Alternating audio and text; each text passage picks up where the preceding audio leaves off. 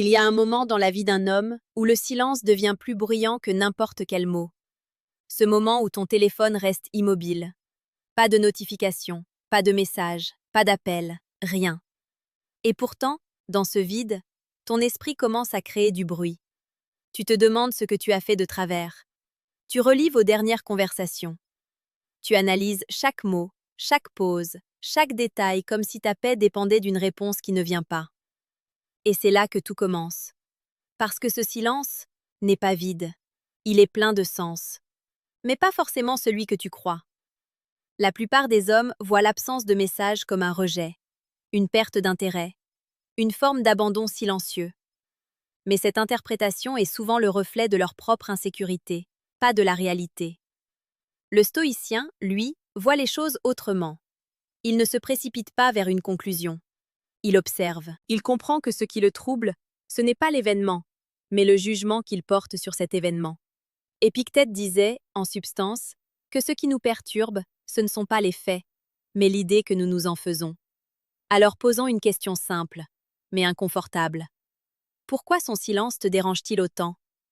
Est-ce vraiment parce qu'elle ne t'écrit pas? Ou parce que tu as besoin qu'elle le fasse pour te sentir important? Il y a une différence fondamentale entre vouloir et dépendre. Et beaucoup d'hommes ne la voient pas. Ils pensent désirer une femme, alors qu'en réalité, ils cherchent une validation. Ils attendent un message non pas pour communiquer, mais pour se rassurer.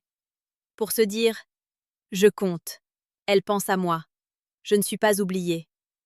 Mais dès que tu entres dans cette dynamique, tu perds quelque chose de précieux.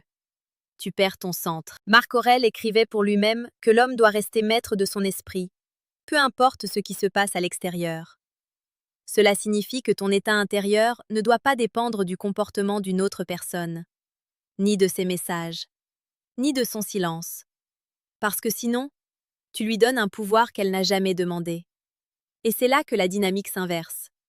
Une femme ressent, souvent inconsciemment, quand un homme est dépendant de son attention. Elle perçoit cette tension invisible, cette attente, ce besoin. Et ce besoin n'attire pas. Il pèse. À l'inverse, l'homme stoïque ne fuit pas le silence. Il l'accueille.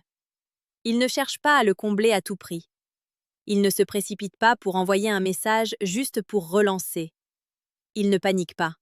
Il observe. Il reste stable. Et c'est précisément cette stabilité qui crée quelque chose de puissant. Parce que dans un monde où tout le monde réagit, celui qui ne réagit pas intrigue.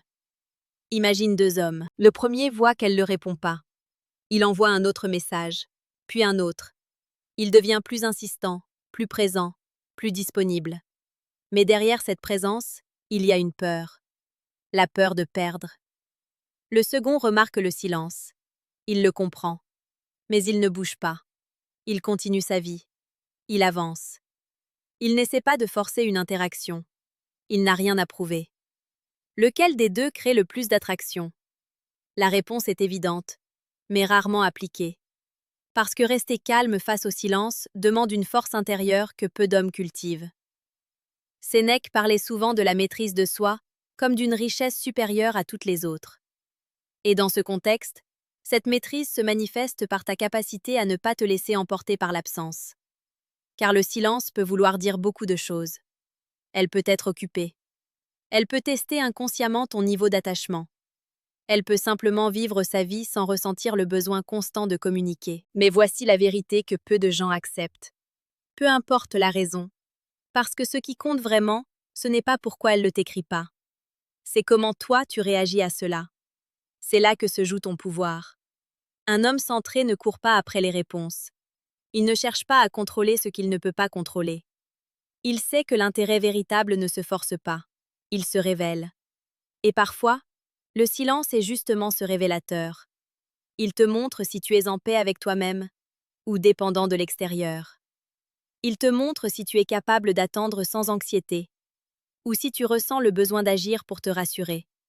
Et surtout, il te montre ta valeur perçue. Parce que quelqu'un qui connaît sa valeur ne mendie pas l'attention. Il ne la poursuit pas. Il la laisse venir. Et paradoxalement, c'est souvent à ce moment-là qu'elle revient.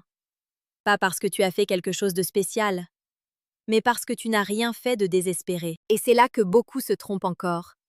Ils croient que rester silencieux est une stratégie, une technique, une sorte de jeu de pouvoir où celui qui parle le moins gagne. Mais ce n'est pas ça, l'essence du stoïcisme. Le silence n'est pas une manipulation.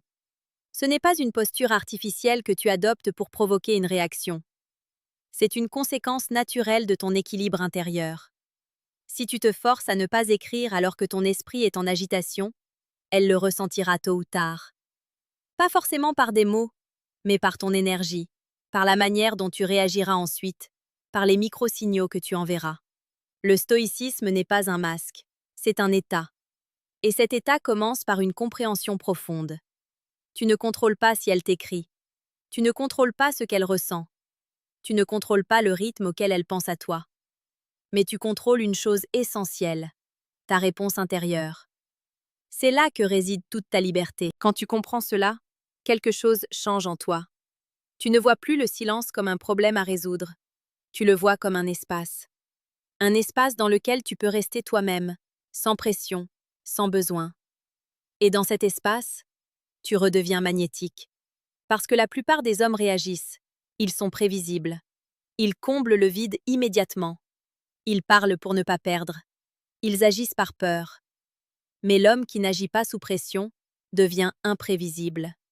Et l'imprévisibilité, quand elle est calme et maîtrisée, crée de la curiosité.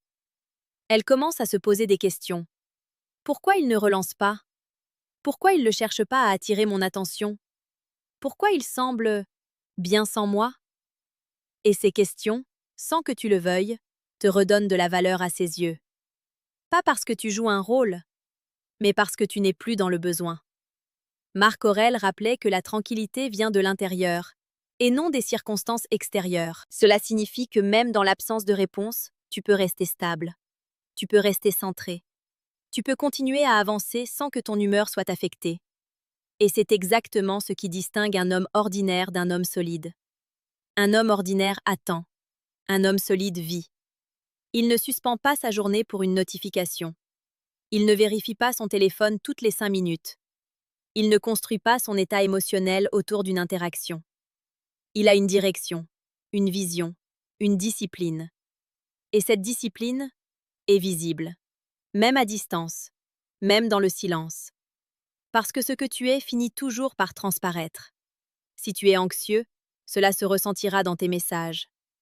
Si tu es détaché mais aligné, cela se ressentira aussi. Et c'est pour cela que le silence est une épreuve. Pas pour tester ton intérêt, mais pour révéler ton niveau de maîtrise. Épictète enseignait que l'homme sage ne cherche pas à ce que les événements arrivent comme il le souhaite, mais apprend à vouloir ce qui arrive. Appliquer cela ici, c'est accepter pleinement le silence sans chercher à le modifier. Pas par résignation, mais par force. Parce que tu comprends que courir après une réponse ne crée pas de connexion réelle. Cela crée de la pression. Et la pression éloigne. Alors que la présence calme attire. Mais attention à une illusion subtile. Beaucoup pensent que si elle ne t'écrit pas, c'est forcément qu'elle perd de l'intérêt. Et parfois, oui, c'est le cas. Il ne faut pas se raconter d'histoire. Mais même dans ce cas, la meilleure réponse reste la même. La dignité. Tu ne peux pas convaincre quelqu'un de s'intéresser à toi en forçant la communication. Tu ne peux pas négocier le désir. Tu ne peux pas argumenter pour créer de l'attraction. Tu peux seulement incarner quelque chose. Une stabilité, une indépendance, une forme de calme rare. Et cette rareté fait la différence. Sénèque disait que celui qui dépend des autres pour être heureux est esclave.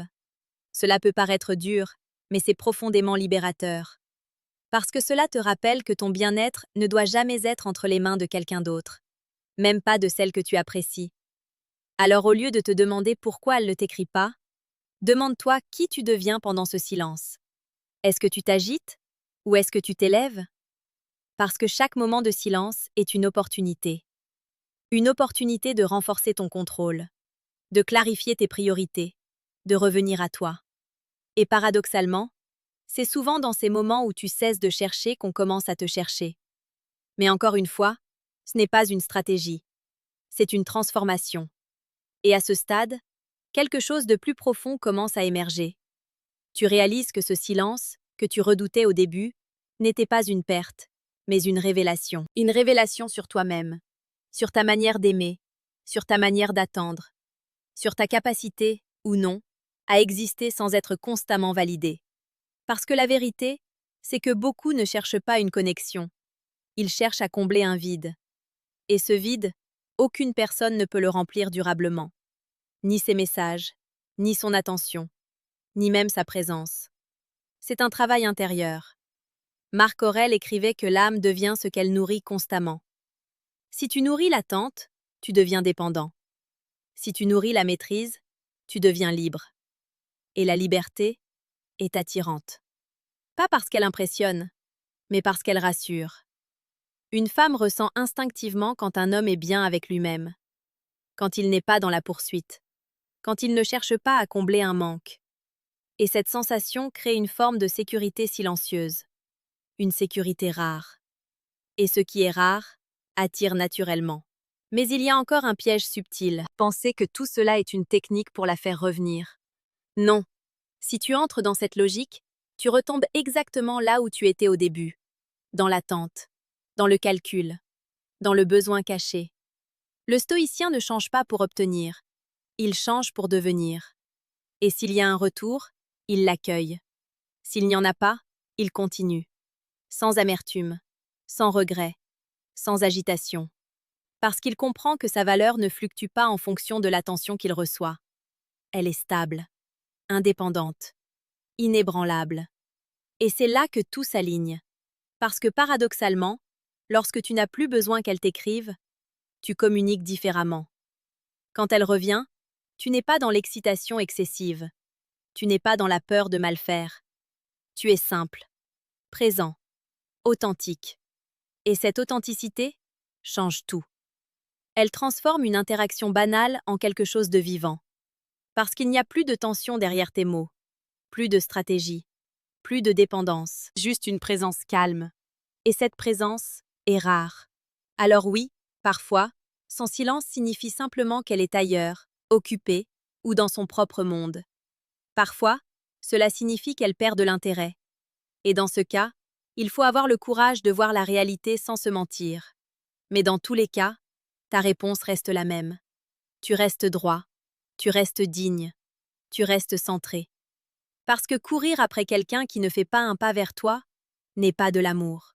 C'est une perte de direction. Et un homme sans direction devient instable. Mais un homme aligné, lui, avance. Qu'il y ait quelqu'un à ses côtés ou non. Et c'est précisément cette capacité à avancer seul qui fait qu'on choisit de marcher avec lui. Petite parenthèse, les amis, j'ai créé un manuel complet sur la séduction stoïque. Il t'apprend comment parler avec maîtrise pour créer une vraie attraction. Le lien est en première ligne de la description. On continue. Alors la prochaine fois que ton téléphone reste silencieux, ne vois pas cela comme un manque. Vois-le comme un miroir. Un miroir qui te montre où tu en es réellement. Et si tu veux aller plus loin dans cette maîtrise, si tu veux comprendre comment transformer ces moments en force intérieure, assure-toi de t'abonner. Parce qu'ici, on ne parle pas de techniques superficielles.